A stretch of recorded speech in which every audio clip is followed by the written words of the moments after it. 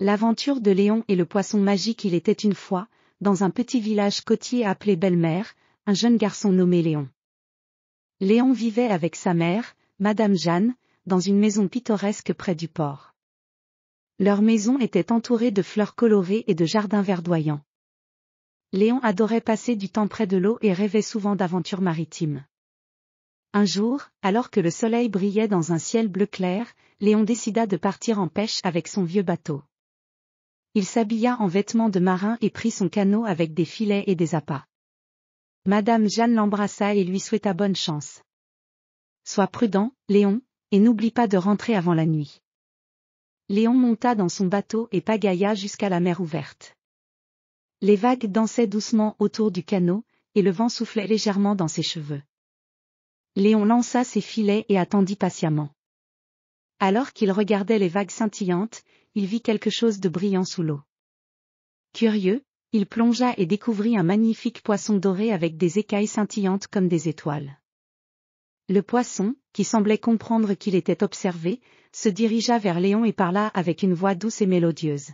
« Bonjour, jeune pêcheur. Je suis un poisson magique et je peux t'offrir une aventure incroyable. » Léon, surpris mais enchanté, accepta l'offre du poisson. Le poisson le guida à travers un monde sous-marin merveilleux, rempli de créatures étranges et de paysages fantastiques. Ils traversèrent des forêts d'algues géantes où les poissons nageaient comme des oiseaux dans le ciel. Les coraux multicolores formaient des sculptures vivantes qui brillaient dans les lumières sous-marines. Tout à coup, Léon aperçut un château sous-marin en cristal. Il était magnifique, avec des tours étincelantes et des jardins de coraux. Le poisson expliqua que le château appartenait à la reine des océans, une créature majestueuse qui régissait tous les habitants de la mer. La reine a perdu un précieux artefact, une perle magique qui maintient l'équilibre des océans. Sans elle, les océans sont en danger. Léon, courageux et déterminé, proposa d'aider à retrouver la perle. Le poisson guida Léon jusqu'à la reine des océans, qui les accueillit avec une grande grâce. « Je suis reconnaissante de votre aide, » dit la reine. La perle a été volée par un méchant sorcier des profondeurs. Il se cache dans la grotte des ombres. Léon et le poisson se mirent en route vers la grotte des ombres. Ils durent traverser des courants puissants et éviter des créatures marines dangereuses. La grotte était sombre et mystérieuse, mais Léon était déterminé. Avec l'aide du poisson, il trouva le sorcier, un homme aux yeux brillants et à l'air malveillant. Le sorcier avait la perle magique cachée dans un coffre.